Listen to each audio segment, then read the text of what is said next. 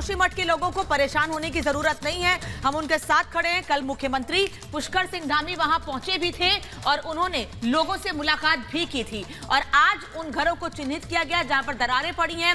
68 परिवारों को शिफ्ट किया गया है, ये कहना है मुख्यमंत्री का। साथ ही डेंजर जोन में करीब 600 परिवार हैं। जोशीमठ के लोगों के साथ खड़े हैं, ये बात लगातार मुख्यमंत्री कह रहे हैं। सलोनी, बिल्कुल बड़ी बात यही है, उनका ये कहना है कि कठिन समय में विपक्ष राजनीति ना करे, ये भी उन्होंने कहा। मुश्किल समय में जोशीमठ के लोगों का साथ दे रहे हैं। डेंजर जोन में करीब 600 परिवार हैं जिनकी मदद के लिए सरकार तैयार है। क्या कुछ और उन्होंने कहा, सुनवाते हैं आपको।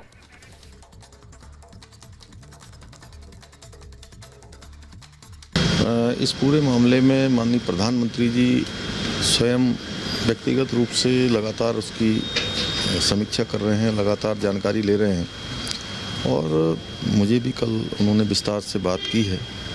सभी विषयों पर विस्तार से उनको बताया है। उन्होंने हर संभव केंद्र की तरफ से मदद का, सहायता का पूरा भरोसा दिया है कि सभी इस प्रकार की सहायता यहाँ पर करेंगे। और इसी बीच बड़ी खबर आपको बता दें, जोशीमठ भू धसाव पर अहम बैठक विशेषज्ञों के साथ सीएम करेंगे। बैठक दोपहर 3:30 बजे का समय तय किया गया है जब ये बैठक होगी। एनडीएमए के अधिकारी भी इस बैठक में शामिल होंगे और माना ये जा रहा है कि एक ठोस रणनीति तैयार की जा सकती है जिसके आधार पर फिर आगे काम होगा। लगातार ये कोशिश है कि जल्द से जल्द रेस्क्यू का काम किया जाए, लोगों को सुरक्षित जगहों पर पहुंचाया जाए। रिपब्लिक भारत आज आप पहुंचा है एनटीपीसी के उस प्रोजेक्ट साइट पर जिसको लेकर तमाम तरह के आरोप लग रहे हैं। क्या है पूरी सच्चाई, ग्राउंड जीरो से आज रिपब्लिक भारत आपको दिखाएगा। हम जाएंगे उस टनल में जिस टनल को लेकर तमाम तरह के आरोप लग रहे हैं और ये कहा जा रहा है कि जोशीमठ जिस तरीके से दरक रहा है, जो गैप्स घरों के बीच में आ गए हैं, जिस तरीके से जोशीमठ फिसलता हुआ जा रहा है, वो सब इस सुरंग, इस टनल की वजह से है। लेकिन सच्चाई क्या है, ग्राउंड जीरो पर आज वही जानने समझने की हम कोशिश करेंगे और ऐसे में प्रोजेक्ट साइट पर एनटीपीसी के हम मौजूद हैं और टनल के अंदर हम जाएंगे। जो टनल की बात हम कर रहे हैं, ये जहां पर हम मौजूद हैं, ये जोशीमठ से 1.5 किलोमीटर दूर है, यानी कि 1.5 किलोमीटर जोशीमठ से दूर है और 1.2 किलोमीटर नीचे है जहां पर इस वक्त हम मौजूद हैं। तो यहाँ से टनल की शुरुआत हुई है जिस टनल का जिक्र बार बार हो रहा है और जोशीमठ में जो भू धसाव हुआ है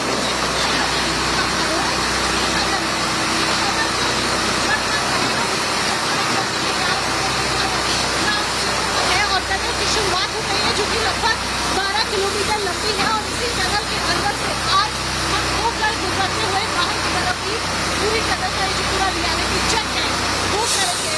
ये टनल सेलम से शुरू हुई है और बरसारी तक का जो पूरा काम है वो हो गया है। 5 मीटर से होते हुए इस टनल को क्रोमी एडिट तक बाहर निकलना था, लेकिन अभी टनल का काम हो गया है।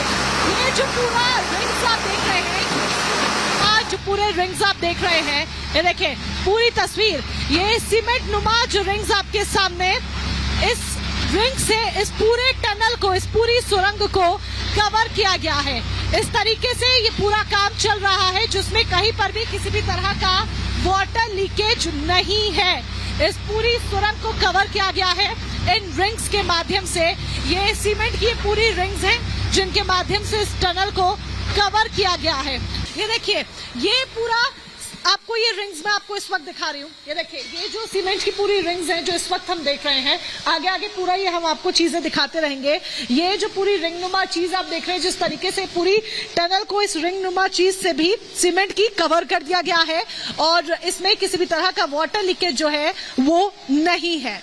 टनल में अंदर हम आ चुके हैं, यानी कि सुरंग के अंदर हम आ चुके हैं। आगे का काम रुकवा दिया, इससे आगे और जाने की इजाजत नहीं है, लेकिन काफी अंदर की तरफ हम आ चुके हैं और यहीं से रिपब्लिक भारत आपको ग्राउंड जीरो से ये टनल की, इस सुरंग की पूरी एक्सक्लूसिव, सुपर एक्सक्लूसिव तस्वीर दिखा रहा है जो आप इस वक्त देख रहे हैं। जिस तरीके से हमने आपको बताया, सेलम से शुरू होकर, चूंकि ये जोशीमठ से 1.5 किलोमीटर दूर है, सेलम से शुरू होकर ये सुरंग की शुरुआत हुई है जो कि पहाड़ से होते हुए क्रोमी एडिट से बाहर निकलनी थी, लेकिन परसारी तक इसका जो काम है वो हो चुका है और 2.7 किलोमीटर का काम है जो रह गया है। जिस तरीके की आप ये पूरी सुरंग देख रहे हैं, ये तस्वीर जरा देखिए, इसको इस रिंग से कवर किया गया है और ये कहा जा रहा है एनटीपीसी की माने तो उनकी तरफ से साफ कहा गया है कि जिस तरीके से ये सुरंग बनाई गई है, ये परियोजना जब शुरू हुई तब इसका जोशीमठ से कोई लेना देना नहीं था, क्योंकि जोशीमठ के अगर इतिहास को आप खंगालेंगे, ये एनटीपीसी वालों का कहना है कि अगर आप उसके इतिहास को खंगालेंगे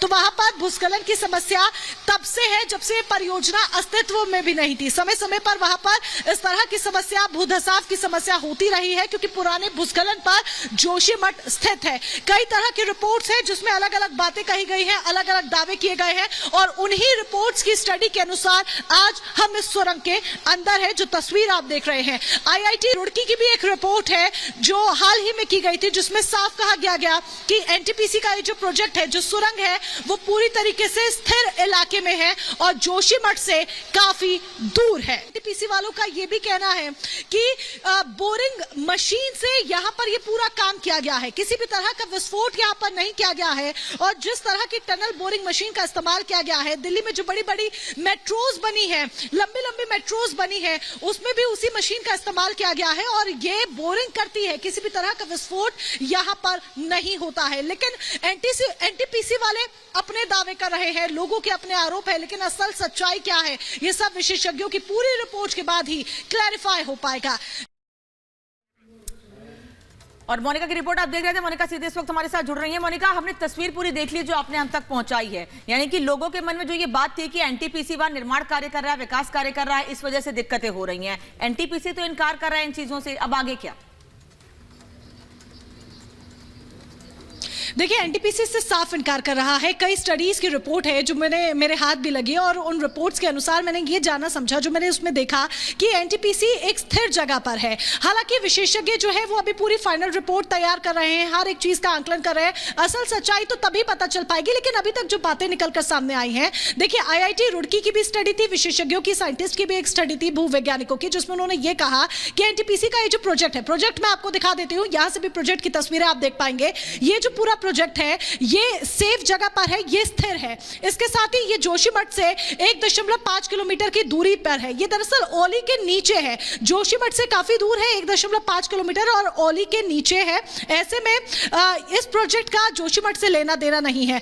और जो मिश्रा कमेटी की रिपोर्ट का बार बार जिक्र हो रहा है, वो मिश्रा कमेटी की रिपोर्ट भी मैंने डिटेल से पढ़ी, जिसमें साफ लिखा था कि जो बेतरतीब निर्माण है वो जोशीमठ को हानि पहुंचाएगा। ऐसे में निर्माण ज्यादा वहां पर ना किया जाए, लेकिन बावजूद इसके समय के साथ देखा गया कि जोशीमठ में किस तरीके से बड़े बड़े होटलों का, बड़े बड़े गेस्ट हाउस का ये पूरा जंगल सा उगा दिया गया, जिसकी वजह से जोशीमठ को नुकसान पहुंचा। जोशीमठ की जो नींव थी वो कच्ची होनी शुरू हुई। इसके साथ ही ये भी रिपोर्ट में 2022 में भी अगस्त के महीने में एक रिपोर्ट थी आईआईटी रुड़की की, जिसमें ये बात निकलकर सामने आई कि 2021 में फरवरी के महीने में धौलीगंगा नदी में जो बाढ़ आई थी, वहां पर मलबे का जो पानी था वो बहता हुआ आगे की तरफ जब गया तो अलकनंदा नदी के साथ संगम में मिला और जिसकी वजह से जो मिट्टी का कटाव है बहुत ज्यादा हुआ और वही कटाव जोशीमठ को जो है वो नुकसान पहुंचा रहा है। हालांकि ये अभी तक की रिपोर्ट्स है, उन रिपोर्ट्स के आधार पर ये बातें मैं आपको बता रही हूं। अब इन सारी रिपोर्ट्स का मिलाकर और जो मौजूदा स्थिति है उसको मिलाकर आंकलन किया जाएगा और उसी आंकलन के आधार पर नाराजगी सामने आ रही थी। लेकिन एनटीपीसी के लोगों का कहना है, अधिकारियों का कहना है कि कम से कम इस प्रोजेक्ट की वजह से कहीं कोई दिक्कत नहीं हो रही है,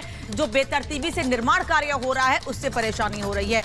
इन सब के बीच शंकराचार्य मठ को भी नुकसान पहुंचने की खबर है। स्वामी अभिमुक्तेश्वरानंद क्या कह रहे हैं इस मामले पर, सुनिएगा। देखिए, हालात तो चिंताजनक हैं।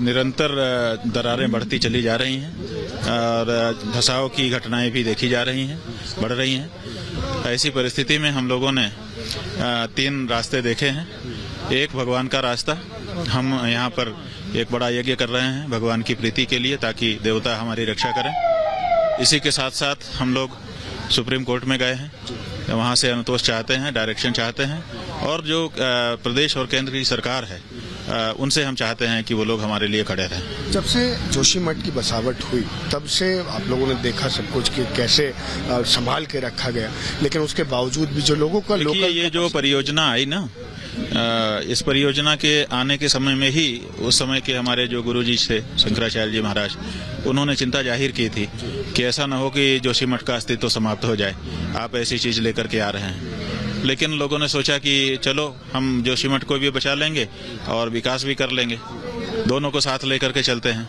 लेकिन अब वो समय आ गया कि हमको निर्णय करना पड़ेगा कि हमको जोशीमठ चाहिए कि परियोजना चाहिए। महाराज जी, सुप्रीम कोर्ट से आज क्या अपेक्षाएं हैं? वहाँ जो पिटीशन डाली गई है उसमें क्या क्या मांग है? देखिए, हम लोग चाहते हैं कि ये जो आपदा आई है इसको राष्ट्रीय आपदा के रूप में चिन्हित किया जाए और यहाँ के लोगों की भरसक मदद की जाए और जोशीमठ की रक्षा हो। देखिए, घर घर ही होता है, अपना घर फिर अपना घर है।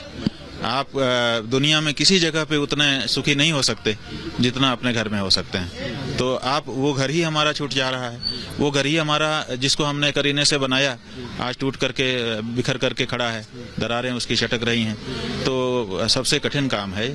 एक आखिरी सवाल लूंगा महाराज जी कि किसको रिस्पॉन्सिबल समझते हैं? देखिए, रिस्पॉन्सिबल तो कोई न कोई है, लेकिन ये समय नहीं है कि हम रिस्पॉन्सिबिलिटी किसी की तय करें। इस समय तो हमको राहत और बचाव। समाधान यही है कि हमको चुनना पड़ेगा कि हम जोशीमठ की रक्षा करना चाहते हैं कि परियोजना चाहते हैं। तो जोशीमठ में जिस तरह के हालात हैं, हम लगातार आपको ग्राउंड रिपोर्ट भी दिखा रहे हैं। घरों में दरारें पड़ चुकी हैं, उन घरों को चिन्हित किया जा रहा है। लोगों में खौफ है, लेकिन वो अपना घर छोड़कर जाना भी नहीं चाहते। आखिर कितनी मेहनत से उन्होंने आशियाना बनाया था और वो आशियाना बिखरता नजर आ रहा है। रिपोर्ट पर नजर डालिए।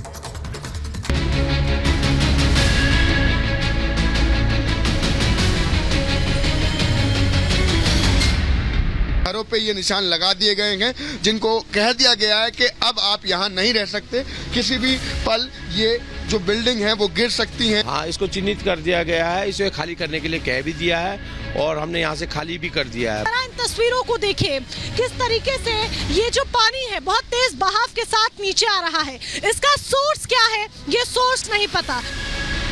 धंसता शहर, टूटते घर, फटती सड़कें, ये जोशीमठ है। उत्तराखंड का जोशीमठ धंस रहा है। शहर अपना दर्द बयां कर रहा है। रो रो के मैं पूरा हट गई। जोशीमठ की ये कहानी अब दरारों से काफी आगे बढ़ चुकी है। सिर्फ यहाँ अब हल्की दरारें नहीं, बल्कि यहाँ दीवारें और जॉइंट खोखले हो रही हैं। जोशीमठ का हाल बेहाल हो रहा है। हम सब के सामने जोशीमठ धंस रहा है। अब हालात ये हैं कि उन्हें घरों पर लाल निशान लगाए गए हैं, जिन घरों पर दरारों की वजह से ज्यादा खतरा बना हुआ है। कि इस समय के मौजूदा हालात में आपको बता देता हूं कि ये लाल निशान जो है ये अब लगा दिए गए हैं। ये उन बिल्डिंगों पे, उन घरों पे ये निशान लगा दिए गए हैं जिनको कह दिया गया है कि अब आप यहाँ नहीं रह सकते, किसी भी पल ये जो बिल्डिंग है वो गिर सकती हैं या फिर इनमें और ज्यादा क्रैक आ सकता है। एक निशान वो दिखाया मैंने आपको पीछे, देखिए एक और दूसरा निशान ये लाल रंग का यहाँ लगा हुआ है। ये वो घर हैं जिनके लिए अब एडमिनिस्ट्रेशन द्वारा ये कह दिया गया है कि आपको ये जगहें छोड़नी पड़ेगी। यानी ये सभी घर जिन पर निशान लगाए गए हैं, कब गिर जाएं किसी को इसका अंदाजा नहीं। अब जोशीमठ के हालात लगातार नाजुक हो रहे हैं। जोशीमठ को बचाने के लिए सरकार से लेकर स्थानीय नागरिक हर संभव कोशिशों में जुटे हुए हैं, लेकिन इस बीच लोग अपने आशियाने को छोड़ने को भी मजबूर हैं। लोगों के पास इस भीषण सर्दी में रहने का कोई दूसरा ठिकाना नहीं है, लेकिन फिर भी लोगों को अपनी छत को छोड़कर जाना पड़ रहा है। ऐसा है, हमारे यहाँ पर बहुत खतरा हो गया। ये मकान खोखला हो चुका है। हमारे गरीब आदमी है, हमारे बच्चे बेरोजगार है, कोई ये पुरानी झोपड़ी पर हम रहे हुए हैं। हमको यहाँ बहुत खतरा हो गया है। हमारे इंतजाम करो, हमको कहीं घर बना के दो। हमको हम ये सामान कहाँ फेंके? मैं यहाँ 18 साल से यहाँ 18 साल, मुझे 75 साल हो गए हैं। हमने यहाँ से कहाँ जाना? हमारे बच्चे इतने यहीं पैदा हो रखे, यही जन्मभूमि है। हाँ, इसको चिन्हित कर दिया गया है, इसे खाली करने के लिए कह भी दिया है और हमने यहाँ से खाली भी कर दिया है। पर जहाँ पे होटल इन्होंने दिया है वहाँ पे खाने पीने की व्यवस्था नहीं है, इसलिए हम सुबह फिर बच्चों को लेकर यहाँ पे आए। मजबूरी ऐसी है कि हमारी मजबूरी ये, अगर प्रशासन व्यवस्था कर रहा है तो या तो हमें वहाँ पे किचन ले जाने दे, और अगर नहीं तो वहाँ पे हमारे खाने पीने की, बच्चों के, छोटे बच्चों के लिए दूध की व्यवस्था करे। जोशीमठ अब धार्मिक शहर नहीं, बल्कि एक जर्जर शहर बन रहा है। जोशीमठ का कोई एक इलाका नहीं, बल्कि कई इलाकों में ये दरारों की कहानी है। कुछ इलाकों से पानी निकल रहा है। स्थानीय लोग दावा कर रहे हैं कि शहर के नीचे से एनटीपीसी सुरंगें बना रही है, जिसमें आसपास कहीं से दरार आ गई। तस्वीरों को देखें किस तरीके से ये जो पानी है बहुत तेज बहाव के साथ नीचे आ रहा है। इसका सोर्स क्या है ये सोर्स नहीं पता। मेरी मौजूदगी इस वक्त उसी साइट पर है जिस साइट को लेकर कई तरह के आरोप लग रहे हैं, यानी कि नगर के निचले इलाके में बसी जेपी कॉलोनी, जहां पर जेपीवीएल का प्रोजेक्ट भी है। इसी के पास बीते 3 से 4 दिनों से ये झरना बह रहा है और इतना तेज बहाव के साथ इस पानी का ये बहाव है और ये मटमैला पानी यहाँ पर बह रहा है। जोशीमठ का ये खौफनाक मंजर कब संकट का शिकार हो जाए किसी को नहीं पता, लेकिन जोशीमठ को बचाने के लिए हर कोई प्रार्थना कर रहा है कि किसी भी तरह से बस जोशीमठ को बचाया जा सके। Bureau report, Republic Bharat.